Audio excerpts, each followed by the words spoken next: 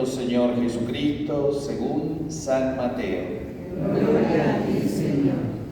Jesús dijo a sus apóstoles: no teman a los hombres, no hay nada oculto que no deba ser revelado y nada secreto que no deba ser conocido. Lo que yo les digo en la oscuridad, repítanlo en pleno día, y lo que escuchen al oído, proclámenlo desde lo alto de las casas. No teman a los que matan el cuerpo, pero no pueden matar el alma. Teman más bien a aquel que puede arrojar el alma y el cuerpo al infierno. ¿Acaso no se vende un par de pájaros por unas monedas? Sin embargo, ni uno solo de ellos cae en tierra sin el consentimiento del Padre de ustedes. También ustedes tienen contados todos sus cabellos. No teman entonces, porque valen más que muchos pájaros. A que me reconozca abiertamente ante los hombres, yo lo reconoceré ante mi Padre que está en el cielo. Pero yo renegaré ante mi Padre que está en el cielo de aquel que reniegue de mí ante los hombres. Palabra del Señor. Gloria a ti, Señor Jesús. Me sorprendió Cora con la aclamación. Pero bueno, nos largamos todos a cantar, muy bien. Bueno, escuchamos el Evangelio que está relacionado con el del domingo pasado y el que viene, porque como habíamos dicho, entra dentro de ese discurso apostólico de Jesús. Se llama así el discurso, se le dice así, porque está preparando a los apóstoles para la misión, como habíamos dicho. Y el domingo pasado habíamos partido de la actitud compasiva de Jesús, que veía las necesidades de la humanidad y entonces sanar, expulsar el mal, era la misión en continuidad con la suya que le confiaba a los apóstoles, que eran llamados para esa misión. Cuando hablamos de los apóstoles, sí, hablamos de los apóstoles, pero también de los bautizados. Tenemos que entender el doble registro, ¿no? Jesús instituye a los apóstoles y esa misión apostólica está confiada a la iglesia que conformamos todos los bautizados. Por lo tanto, nos está también hablando a nosotros. Tal vez hoy podríamos destacar, en primer lugar, esa frase que Jesús repite, no teman, no teman.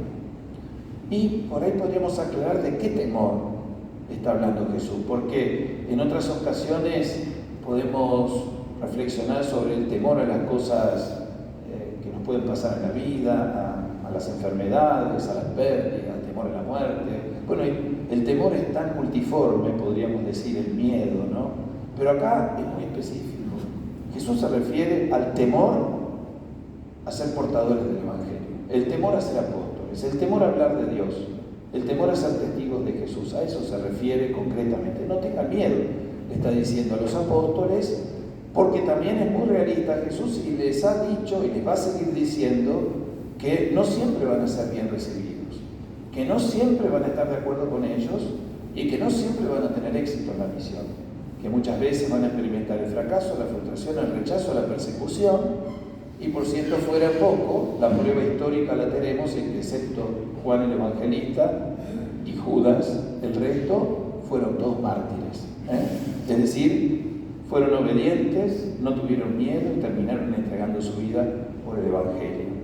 Por eso aparece también en la primera lectura de Jeremías, el profeta, que es uno de los profetas más sufridos, podríamos decir, ¿no? Porque claro, su palabra, que era eco de la palabra de Dios, la palabra que Dios le confiaba, le traía serias dificultades, ¿no? Lo atacaban, se burlaban. Por eso hoy escuchamos esa súplica confiada de Jeremías pidiendo, en esa experiencia de soledad que tiene en su misión profética, la ayuda y el sostén, el consuelo del Señor. Entonces, la pregunta que les hacía llegar a los chicos nos la hago también a nosotros, ¿no? ¿Nos da temor a veces ser testigos de Jesús, hablar de Jesús? O podríamos dar un pasito más, ¿no? Porque un chico me dijo, sí, a mí me da vergüenza, puede darnos vergüenza, ¿vieron esto que se dice habitualmente, ¿no? Ni de política, ni de religión, ni de fútbol conviene hablar porque siempre termina en pelea, ¿no? Atente. Entonces, ¿Cómo introducimos nuestro servicio de anuncio profético, evangélico en nuestra vida? Porque es parte de nuestra misión. Nos está diciendo Jesús: no teman a hablar, no teman a ser testigos, no teman porque son apóstoles. O sea, todos tenemos esta misión. Bueno, esa pregunta la dejamos ahí, cada uno sabrá cómo maneja su función de testigo y de apóstol en los distintos ámbitos que desarrolla su vida. Pero ¿y por qué no tenemos que temer? Acá viene lo segundo, y vamos a ir a nuestra relación con Dios. Porque fíjense que Jesús, como fundamento de esta osadía, de este valor, de este coraje de anunciarlo, pone como fundamento el amor que el Padre nos tiene. Es decir, somos amados por Él. Somos agraciados, diría yo, ¿no? Es decir, cuando hablamos de la gracia de Dios, bueno, somos agraciados.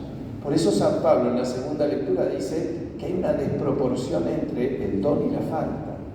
Es decir, el don de Dios, su amor por nosotros es sobreabundante. Y Jesús utiliza una imagen muy elocuente, muy sencilla, pero que pone de manifiesto esa ternura de Dios. Dice: el Padre tiene contado todos los cabellos de ustedes. A algunos le dan un poco de trabajo, otros le dan un poco más de trabajo. Y también ayer le pregunté a los chicos, porque no es fácil este evangelio para los chicos, le digo: ¿qué significa que tenemos contados los cabellos? Y un nene dijo que Dios conoce todo lo nuestro. Exactamente, es decir, Dios conoce todo, Dios sabe. Es decir, no tenemos que vivir con una careta delante de Dios. Y ese amor de Dios, que cuida de los pájaros, pero de manera especial, especialísima de cada uno de nosotros, nos da el valor y la fuerza para decir: no puedo cerrar las puertas a esto que Él me pide, si me quiere tanto. Me pide que yo prolongue su amor, que sea portador de ese don, no solo para mí mismo, sino para los demás. O sea, si nosotros somos objeto de ese don de Dios, es porque también Dios nos hace don para los demás. Ese dar testimonio de Jesús tiene que ver con el hacernos don para los demás. Es decir, no es salir con un látigo a pegarle a los pecadores, porque no somos tampoco nosotros quienes para hacerlo. Pero nuestro testimonio de vida tiene que ser como un aire fresco. San Pablo usa una imagen hermosa, dice: ustedes son fragancia de Cristo. Fragancia de Cristo. Ahí podemos hacer otra pregunta, ¿no? ¿Cómo perfumamos nuestros ambientes? ¿No? Con un perfume agradable, el de la gracia, como dicen los italianos, puzza, ¿no? Y sí, porque a veces nuestro carácter, nuestro temperamento, nuestra negatividad, nuestra falta de esperanza, bueno, tantos aspectos pueden ser un perfume poco agradable, ¿no? Somos fragancia de ese don. Y entonces, bueno, tenemos que expandirlo, tenemos que ser difusores, En el Evangelio, también en los Hechos de los Apóstoles, San Pablo habla de la parresía. La parresía es la valentía de decir, de anunciar, ¿no? Y el Papa Pablo VI, en ese documento conocido, que un poco hace referencia al documento del Papa Francisco, Evangelii Gaudium, Pablo VI llamaba Evangelii Nuntiandi, el anuncio del Evangelio, dice dos formas fundamentales: la palabra y el testimonio, ¿no? Somos difusores de ese don por la palabra y el testimonio. Yo diría, el testimonio es insoslayable. La palabra hay que manejarla prudentemente, cuándo decir, qué decir, cómo decir. El testimonio, nunca somos excusados de dar testimonio de nuestra fe y de nuestra vida. Y también agregó algo que por ahí a veces nos olvidamos. O cuando pensamos en los mártires, pensamos en los apóstoles, pensamos en determinadas situaciones históricas. Hoy, yo me animaría a decir que hay más de un hermano nuestro cristiano que muere por ser cristiano, mártir. El otro día he escuchado decir a una persona, un cardenal, que en estos días hay más mártires que en los primeros siglos de la Iglesia, en el Imperio Romano, más todavía. Es decir, hay gente que es capaz de dar la vida por su fe.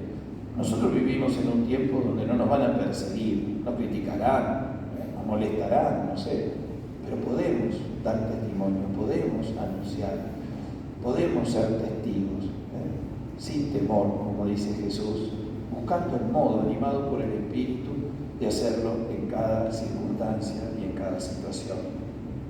Tal vez una cosa práctica que nos puede servir para evaluar cómo estamos siendo testigos y cómo estamos anunciando a Jesús es que pensemos en lo concreto de nuestra vida, ¿no? ¿Cuáles son nuestros temas de conversación?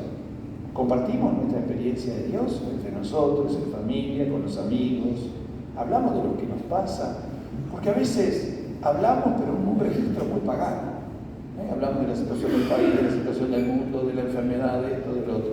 Pero está presente. Dios está en mi testimonio de la confianza en Dios, de mi oración. Bueno, ese sería un indicador, ¿no? Como para hacer un diagnóstico si nuestra misión de bautizar, de apóstoles, la estamos desarrollando en lo concreto y cotidiano de la vida.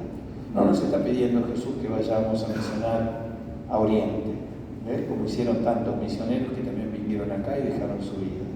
Nos pide que seamos fermentos, como la levadura en la masa, con nuestro testimonio y nuestra palabra, sin temor. Jugamos por el cielo, jugamos por la felicidad de los hermanos, jugamos por esa fuerza de Dios que quiere llegar a todos a través nuestro. Que el Señor nos regale entonces discernir concretamente aquí y ahora en nuestra vida, en nuestros vínculos, cómo estamos llevando a cabo esta misión que Jesús nos ha confiado. Que así sea. Que así sea.